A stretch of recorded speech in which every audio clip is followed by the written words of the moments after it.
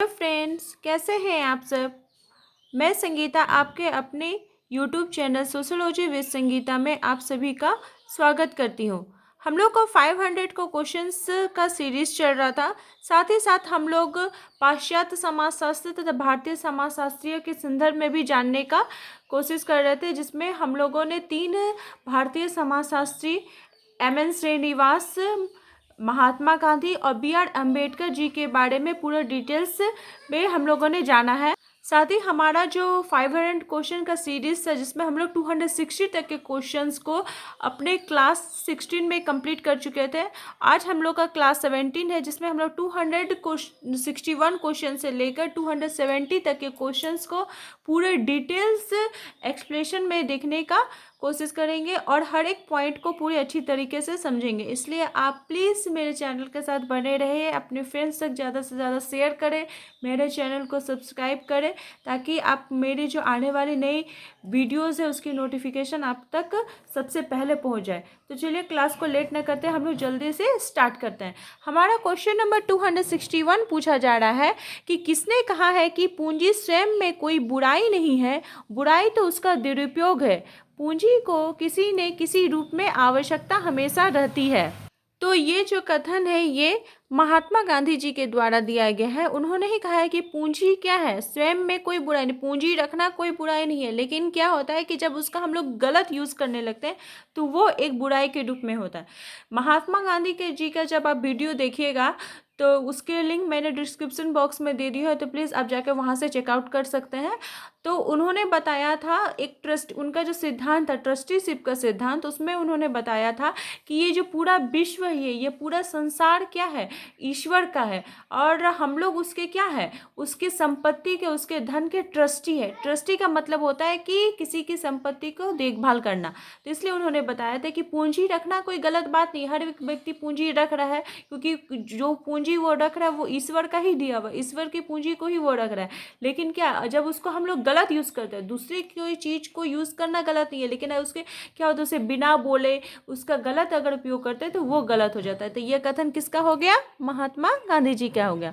Second question हम लोग देखते हैं कि जजमानी व्यवस्था अदला बदली है। जजमानी प्रथा हम लोग अपने जूनियर क्लास से सुनते आ रहे हैं कि जजमानी प्रथा क्या होती है। तो इसमें आपको 4 ऑप्शंस दिए रहेंगे, जैसे कि भूमि की, मुद्रा की, प्रलेख की या सेवा एवं वस्तुओं की। तो जो जजमानी व्यवस्था हम लोग जानते हैं कि किसकी अदला बदला होती है, उसमें सेवाओं एवं वस्तुओं की अदला बदली होती है। और ये जो व्यवस्था है ये प्राचीन काल से ही हर एक जातियों के अंतर्गत पाई जाती है। किस रूप में पाई जाती है, तो ये प्रकारात्मक रूप में आपस में एक दूसरे के साथ जुड़ी होती है।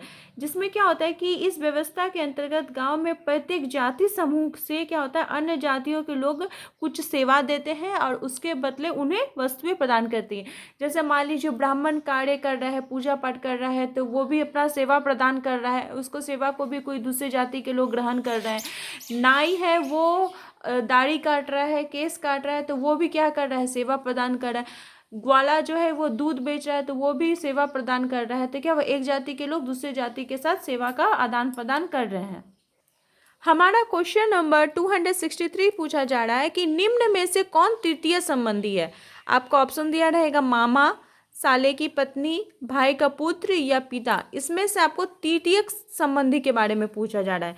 तो तृतीयक संबंधी क्या होता है, जो कि हमारे द्वितीयक संबंधी और उन संबंधियों के प्राथमिक संबंधी भी होते हैं। मान लीजिए कि जैसे पितामह हो गया, साले की पत्नी हो गया, उसका पुत्र पुत्री, मौसा या बुआ, ये सब क्या हो जाएगा, द्वितीय संबंध। और उसका जो प्राथमिक संबंध, जैसे मामा हुआ तो मामा की जो पत्नी या फिर साला व साला की जो पत्नी, वो क्या हो जाएगा, तृतीय संबंधी के अंतर्गत आएगा। हमारा क्वेश्चन नंबर 264 देख रहे हैं कि सामाजिक समूह को 4 वर्गों में किसने विभाजित किया है।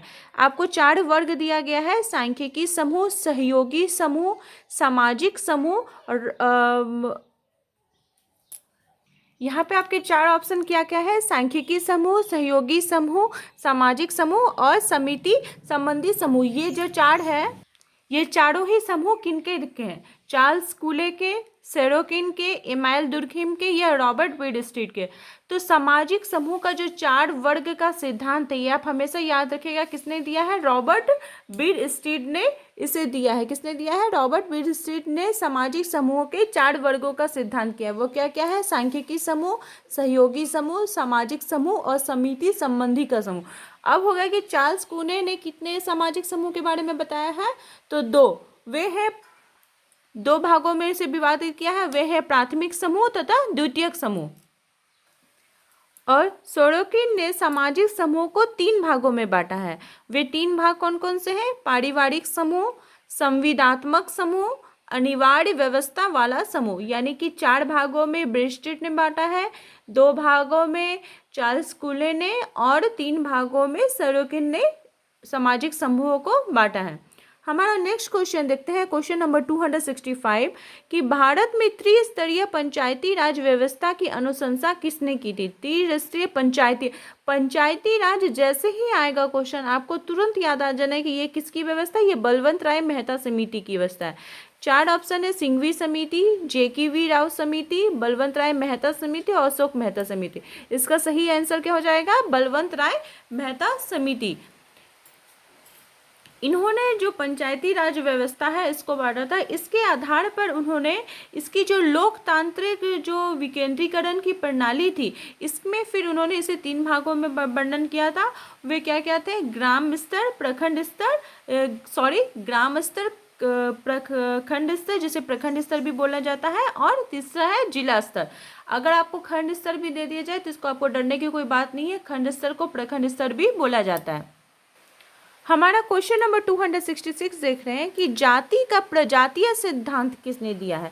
जाति के अंदर प्रजातीय सिद्धांत आपको 4 ऑप्शंस रहेंगे, GS घुड़िए, DN Majumdar, Herbert Spencer और हर्बर्ट रिजले। आप देखिए ये जो क्वेश्चन है ये हमारा 2016 में एग्जाम में आ चुका है, प्रीवियस ईयर क्वेश्चन है, जिसको कि मैं आपको पूरे डिटेल्स एक्सप्लेनेशन में बता रही हूँ और इसे आप पूरे अच्छी तरीके से समझने का कोशिश भी करेंगे। तो इसका सही आंसर हो जाएगा हर्बर्ट रिजले। तो जाति की जो प्रजातीय सिद्धांत है इसके प्रतिपादक किन्हें माना गया है? हर्बर्ट रिजले को। और उनके सिद्धांत के अनुसार संस्कृतियों के बीच जो संघर्ष तथा प्रजातियों के संपर्क में आने से भारत में क्या हुआ कि जाति की का निर्माण हुआ, उसकी प्रक्रिया संभव हुई। जब 2 समूह एक ही प्रजाति के तथा एक ही रंग आदि के होते हैं तो इनमें पूर्ण सम्मिश्रण पाया जाता है, लेकिन जब अलग रंग या अलग प्रजाति के होते हैं तो वो बेमल हो जाते हैं। हमारा क्वेश्चन नंबर 267 पूछा जा रहा है कि किसने सामूहिक प्रतिनिधान की अवधारणा दी है? 4 ऑप्शंस रहेंगे, max weber, Auguste Comte, email Durkheim या स्पेंसर। तो सामूहिक प्रतिनिधानों की जो व्याख्या है ये किसने दी थी? इमाइल दुर्खिम जी के द्वारा दी गई है। उनके अनुसार सामूहिक प्रतिनिधान क्या होता है कि मनुष्य की एक सामूहिक चेतना की अभिव्यक्ति होती है जिसमें प्रतीक या चिन्ह के रूप में हम लोग इसका वर्णन करते हैं। और ये क्या हो जाता है? जब कोई एक विशेष प्रतीक चिन्ह का वर्णन हो जाता है और फिर सब कोई मिलकर इसका प्रतिनिधान करते हैं तो इसको सामूहिक प्रतिनिधान बोला जाता है। जैसे मान लीजिए राष्ट्रीय झंडा हो गया, कोई धार्मिक पुस्तक हो गए, जैसे क्या हुआ कि इंडियन का जो नेशनल फ्लैग है वो तो सबके लिए ही समान है। जैसे ही आप तिरंगा झंडा देखेंगे तो आपको समझ में आ जाएगा कि ये हिंदू के बारे है, मतलब ये भारतीयों का है।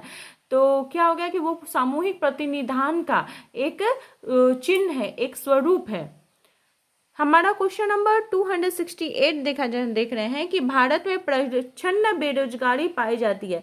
प्रच्छन्न बेरोजगारी क्या होती है तो इसके बारे में हम लोग जानते हैं। आपको 4 ऑप्शंस दिए रहेंगे। तो भारत में जो प्रच्छन्न बेरोजगारी है वो कृषि के क्षेत्र में बहुत अधिक पाई जाती है।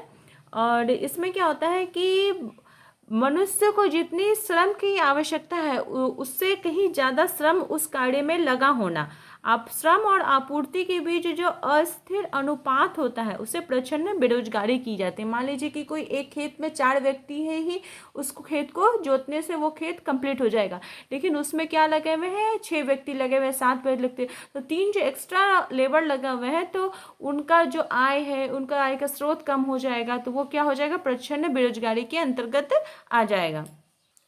हमारा क्वेश्चन नंबर 269 पूछा जा रहा है कि भारत में जजवानी व्यवस्था का सर्वप्रथम अध्ययन किसने किया था। जजवानी प्रथा का सर्वप्रथम अध्ययन किसने किया था? W.H. वाइजर के द्वारा इसे सर्वप्रथम इस व्यवस्था का अध्ययन किया गया था। जजमानी जो व्यवस्था थी वो ग्रामीण भारत में यह प्रथा प्रचलित थी और इसे W.H. वाइजर, जिन्हें विलियम वाइजर भी कहा जाता है, इन्होंने सर्वप्रथम इसका अध्ययन किया था। हमारा क्वेश्चन नंबर 270 पूछा जा रहा है कि गोल गधेड़ो किस जनजाति से संबंधित है।